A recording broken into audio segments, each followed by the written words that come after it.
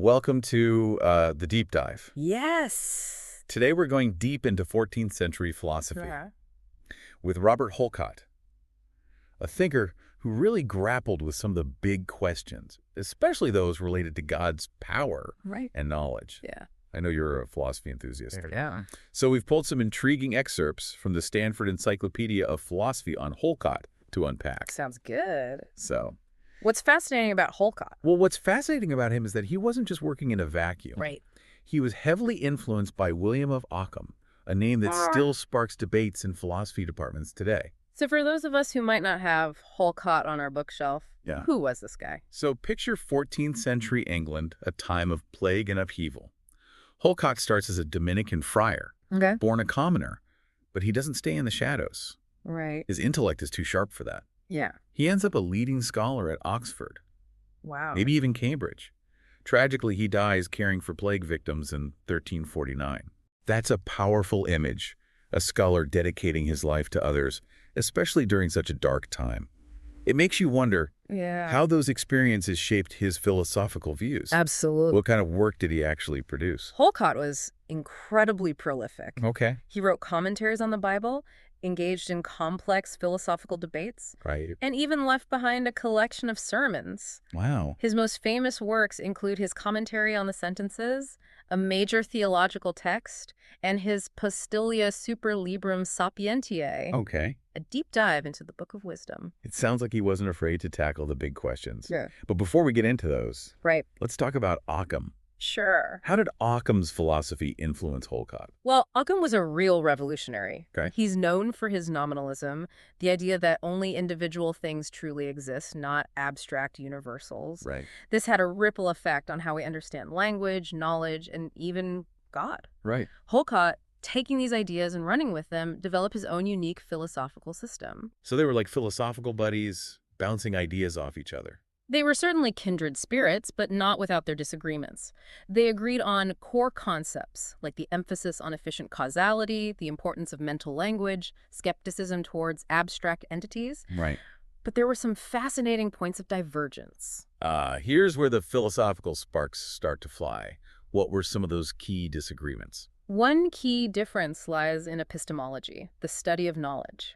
Specifically, they debated whether we can have intuitive knowledge of things that no longer exist. Okay. Occam believed intuitive knowledge comes only from direct experience of existing things. So if something's gone, poof, no more knowledge of it. That was Occam's view. But Holkot argued that God, with his infinite power, could preserve our cognition of an object even after it's destroyed. So hypothetically, I could still know about a chair, even if it's been smashed to bits. Exactly. Holkot argued that in that case, our knowledge would become abstractive, not intuitive. Right. It wouldn't depend on the continued existence of the chair. This difference reveals a lot about how they each approach the relationship between human knowledge and God's power. That's a pretty subtle but important distinction. It is. It makes you wonder how they reconciled their views on knowledge with their beliefs about God. Right. Did Holkot, like many philosophers of his time, try to prove God's existence through reason? That's a crucial question, and Holkot's answer might surprise you. He argued that human reason alone can't prove the existence of incorporeal beings like God or angels. So faith takes center stage here. Precisely. Holkot believed this knowledge comes from divine revelation, starting with Adam and Eve and passed down through history. He even suggested that some pagan philosophers, like Aristotle, might have had access to fragments of this revealed knowledge, even without scripture. That's a fascinating take on the relationship between reason and revelation. It is. But didn't that create some tension with the prevailing logic of the time? How do you reconcile Christian doctrines like the Trinity, which seem to defy Aristotelian logic, Right. with a system based on reason? This is where Holkot gets truly innovative. Okay. He acknowledged the apparent contradictions between doctrines like the Trinity and the strict rules of Aristotelian logic. Right. His solution: two systems of logic. Wait, two logics. Now you've got my attention. Imagine it this way. Aristotelian logic governs the natural order, the world we experience through our senses. But for the supernatural realm, the realm of God and faith, we need a different logic.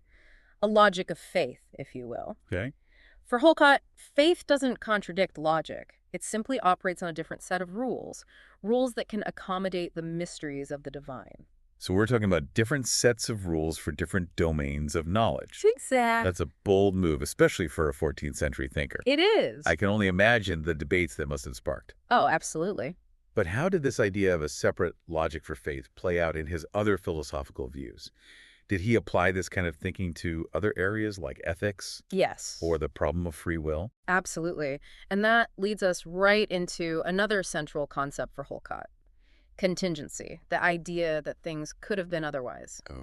This gets particularly complex when you factor in God's power and foreknowledge. Contingency. Yeah. It's one of those ideas that can really tie you in knots philosophically, Absolutely. especially when you bring God into the picture. Exactly. Because if God can do anything and knows everything, how can anything be truly contingent? How can we have free will if God's already got the script written? It's a classic dilemma that philosophers have been wrestling with for centuries. Uh-huh. So how did Holkot approach this thorny issue?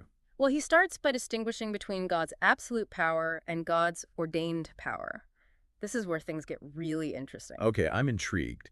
So how does this distinction between God's absolute power and ordained power help us understand contingency? Well, for Holkot, God's absolute power represents his ability to do literally anything that's not logically contradictory. Okay, It's pure potentiality, right. unconstrained by any specific choices or limitations. So God could have created a world where up is down, left is right, and cats chase dogs. Exactly. Okay. But that brings us to his ordained power, the set of possibilities that God actually chose to bring into existence. It's like a sculptor choosing to shave a specific form out of a block of marble, even though he could have created countless other forms. So God's absolute power is like having all the colors on the palette, and his ordained power is the specific painting he's chosen to create. That's a great way to visualize it. Okay. Now here's where things get even more intriguing. Holkot argues that these two powers aren't separate entities within God. Okay. They're two different ways we humans conceptualize God's single, unified power. Hold on a second. I'm trying to wrap my head around that. How can they be two sides of the same coin if they seem so distinct? Think about it in terms of modal logic. Right. When we say God can do X from the perspective of his absolute power, we're talking about logical possibility. Right. It doesn't matter if it contradicts the current world as we know it. It's conceivable within the realm of God's unlimited power. So God could make time run backward, but that wouldn't mesh well with our current understanding of causality. Exactly. But when we say God can do X from the perspective of his ordained power, we're talking about a possibility that's both logically coherent and decompatible with the existing structure of the world he's created. So God could choose to reveal the future to us, Right. but maybe that wouldn't align with his plan for human free will and the drama of our choices. Precisely. Holkot uses this framework to grapple with some of the most challenging theological puzzles, like how to reconcile God's foreknowledge with human freedom. That's the million-dollar question, isn't it? If God knows what I'm going to do before I even do it, Yes. how can I truly be free? Holkot dives deep into this in his commentary on the sentences. He argues that propositions about the future can be true from God's perspective, but they can never have been true in the past. Wait, true, but never been true. That sounds like a philosophical paradox. It's a mind-bending concept, for sure. Yeah. Let me try to unpack it a bit. Imagine God knows that Socrates will sin tomorrow. Okay. That proposition is true from God's perspective. Right. He sees the future. But because Socrates hasn't actually sinned yet, Right. the proposition was never true in the past. Go. It only becomes true when the event actually occurs. So it's like a movie that's already been filmed, Yes. but the characters haven't acted out their scenes yet. The script is there, but the reality is still unfolding. That's an interesting analogy. It gets at the heart of Holkot's point. The future is set in the sense that God knows it, but it's also still contingent because it hasn't been realized yet. Right. Our choices haven't played out. That's a fascinating way to think about it. It preserves both God's foreknowledge and the genuine openness of the future. It does. But did Holkot develop any unique methods or tools to explore these complex issues of contingency and divine power? He did. And this is where his philosophical creativity shines through. Holkot was fascinated by the structure of obligational debates, those rigorous argumentative exercises common in medieval universities. Remind me how those debates worked. It sounds a bit like a philosophical duel. Exactly. Two philosophers would square off. Okay. One, the opponent, would propose a claim. Right. The other, the respondent, had to respond based on the rules of logic and the accepted premises. It was a battle of wits, with each side trying to outmaneuver the other. So it was a game with very specific rules and strategies. Precisely. Okay. And Holkot saw a parallel between those debates and our relationship with God. Oh, interesting. We accept God's revelations as true, even though they might theoretically change. It's like agreeing to the initial proposition in an obligational debate. So we're playing along with God's game, trusting that he'll play fair, even if we don't fully understand the rules or the ultimate goal. That's a thought-provoking way to put it. It highlights the element of faith and trust in our relationship with God. We're accepting his revealed truths, but we still have the freedom to grapple with them, to explore their implications, to try to understand the logic behind them. It's like we're playing a cosmic game of chess with God. Right. We can make our moves, but ultimately he's the grandmaster orchestrating the larger game. And that brings us to another fascinating aspect of Holkot's thought: his unique approach to truth and modality. You see, he took Occam's ideas about time as a modal feature of language and ran with them in his own direction. Right. Occam argued that past tense propositions are necessary because they've already happened, while future tense propositions are contingent because, well, the future's still up in the air. Exactly. Oh. But Holkot takes this a step further. He distinguishes between propositions that are determinately true or false and those that are indeterminately true or false. Oh, okay. Propositions about the past and present are determinate. Right. We can know with certainty whether they're true or false. Right. But propositions about the future, well, that's a different story. So it's like saying I ate cereal for breakfast is definitely true or false. Yeah. But I will eat pizza for dinner is still hanging in the balance. It could go either way. That's a great way to put it. Yeah. And this distinction has profound implications for how we understand contingency and God's foreknowledge. Holkot argues that propositions about the future, even those known by God, are indeterminately true or false because they're still contingent. Right. They haven't become fixed in reality yet. So even though God knows the future, it's not like it's etched in stone. There's still a genuine openness, a possibility for things to go differently. Precisely. And that's where Holkot's concept of a counterfactual past comes into play. Okay. It's the idea that even though things happened a certain way, Okay. they could have happened differently. Okay. My head's starting to spin a bit here. Yeah. Counterfactual past. Yeah. It sounds like we're venturing into alternate timelines. It's a mind-bending concept, for sure, but it's crucial to Holkot's understanding of contingency. He argues that even past events, things that are determinately true from our perspective, were once contingent possibilities. Right. God could have chosen a different path, a different set of outcomes. So the past, in a way, is just as open as the future. We just don't see it that way because we're stuck in the linear flow of time. That's a great way to think about it. And this leads us to another key element in Holkot's thought: the role of human intention. Even in a world where God knows the future, our choices still matter profoundly. So we've covered a lot of ground here. Contingency, God's power, the nature of truth, even the idea of a counterfactual past. Yeah. But where does human intention fit into all of this? If God already knows what we're going to do our choices really matter? This is where Holkot's ethical thought comes into play.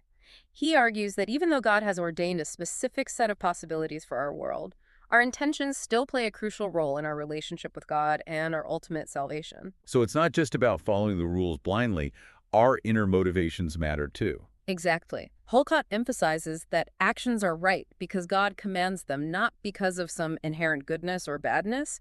This is his divine command theory of ethics. So hypothetically, could God have commanded something that seems wrong to us, like stealing or lying? Holkot, following Occam's line of reasoning, would say yes. God's absolute power means that even moral commands are, in a sense, contingent. But he balances this with his covenantal theology. Covenant theology. That rings a bell. Remind me how that works. It's all about the relationship between God and humanity. God promises salvation to those who genuinely strive to obey his commands, even if those commands might theoretically change. It's about trust and faithfulness within a relationship. So it's not about achieving some kind of perfect moral scorecard. It's about the orientation of our hearts toward God. That's a great way to put it. Holkot even uses the example of an old woman being taught a false doctrine by a bishop. If she believes it's true and strives to follow it, her intention is what matters. That's a very compassionate perspective. It suggests that even in cases of error or misinformation, our sincere desire to follow God's will is recognized and valued. It reminds me a bit of the idea behind Pascal's wager. You're picking up on a key theme here. Holkot emphasizes that intention is paramount, especially when we consider the possibility of divine deception. Right. We talked earlier about how Holkot believed God could deceive even within the ordained system. That raises some pretty big questions about how we can trust anything at all. But remember, Holkot's focus is always on the orientation of the will, the sincere desire to align oneself with God's will. Even if we're deceived, our intention to believe God's words and obey his commands is what ultimately matters. So it's a leap of faith, a trust that even in the face of uncertainty or even potential deception, God will honor our genuine striving toward him. That's a powerful way to summarize it. It's a perspective that offers both challenge and comfort. It challenges us to examine our own motives and to cultivate a deep trust in God's goodness, even when things seem confusing or contradictory. As we wrap up our deep dive into Robert Holkot, I'm struck by how his philosophy is both deeply rooted in the theological debates of his time and surprisingly relevant to the questions we're still grappling with today. Absolutely. His ideas about contingency, divine command ethics, the nature of truth, and the importance of intention continue to spark debate and inspire new avenues of philosophical inquiry. For those of you listening, I hope this deep dive has given you a taste of the richness and complexity of Holkot's thought.